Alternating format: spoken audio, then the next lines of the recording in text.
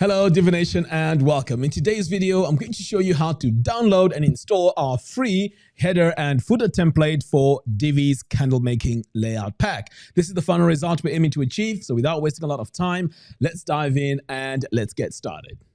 All right, so before we get started, let's take a look at the header and footer before we apply the template.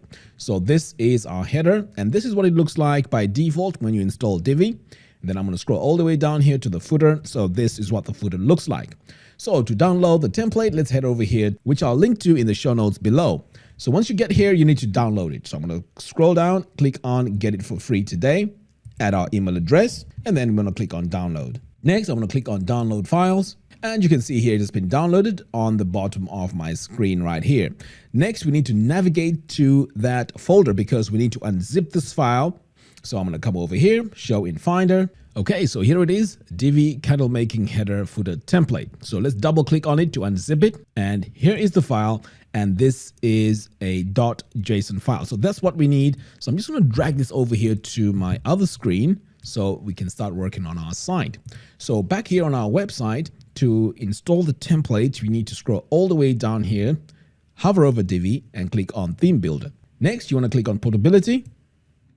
Click import, and now you want to drag and drop your file here, or you can just search for the JSON file manually by clicking over here. So I'm just going to make things easier for myself. I'm just going to drag and drop it here. Next, I'm going to click on import Divi theme builder templates. Now, please note, if you have any header and footer templates on your site, this will override it. Okay, so my header and footer has been installed. Next, I'm going to click on save changes. Now over here, I'm going to refresh this page and see what our header and footer looks like. So I'm going to refresh and there we go. So this is what our header looks like. And when I scroll all the way down to the bottom here, this is what the footer looks like. I'm sure you can agree with me that this has now changed. So what I'm going to do next is to show you how you can go in and customize this. So I'm going to now come over. In fact, you know what? Let me show you what this would look like if you have a page from the candle layout pack. So what I'm going to do now is to enable the visual builder. Okay, so now we're going to come over here and let's add a layout from our pre-made layouts. So I'm just going to search for candle here. So this is our candle making layout. So I'm just going to go with this one here, use this layout. Okay, so as you can see, this looks more consistent now because our fonts and our colors all match the header and the footer. So now let me show you how you can go in and customize this.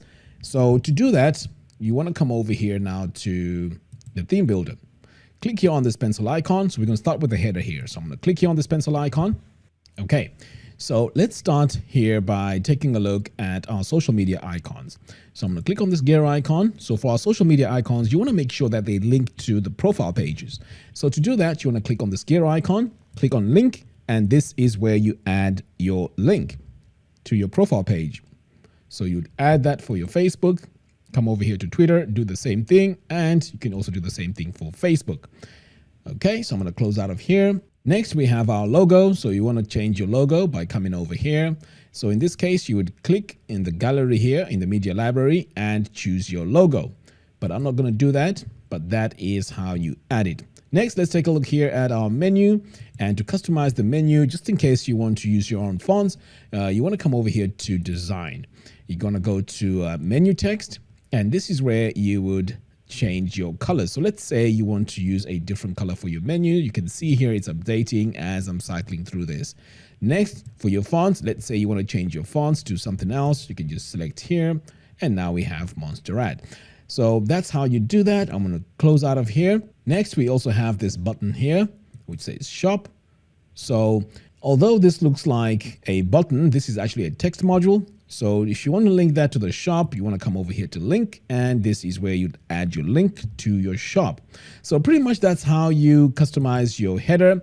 Now let's take a look and see how we can customize our footer. Now I'm not going to save any changes to this. So I'm going to say discard and exit. So to customize our footer, you want to click on this pencil icon. So first things first, let's head over here to the top and change this color here. So we're going to click here on section settings. So just in case you're not a fan of that black, you can just change it here. And as you can see, as I'm changing this, the color is changing here on the top. Ideally, you want to use colors that match your website branding. Next, let's come over here to this section, background, by clicking on this gear icon. And in our section settings here, if I come to the background, again, I can change my color over here and also matching the rest of your website. Next, we have these circles here. So to customize them, you want to click here on this gear icon to go into your text settings. And now if we come to background, there's a gradient. So over here in the gradient, this is where you can play around with the colors and select whatever color you want. So you can see when I selected this color here, it has updated, and I can also go to this one here and also change that. Okay, so that is how you update this. And you can also do the same to these other two. But if you want to add a bit of transparency, we have an image here. So to add that transparency, what you want to do is to go in and drag the slider down so you can reveal that image. So I'm going to do the same over here as well. And you can see a little bit of that image. Okay, so I'm going to close out of here. Next, let's take a look here at our text links. So I'm going to come over here to this first one. And if you want to customize this, the very most important thing you want to do is to highlight it and click here on this chain icon. And this is where you'd add a link to the Exchanges page. So follow that process and do that to the rest of these links. If you want to customize this, change the fonts, you want to come over here to design, text, change your font from default to, say, for example, Montserrat. And I don't know if you noticed that, but the font here has changed. Okay, so let me close out of here.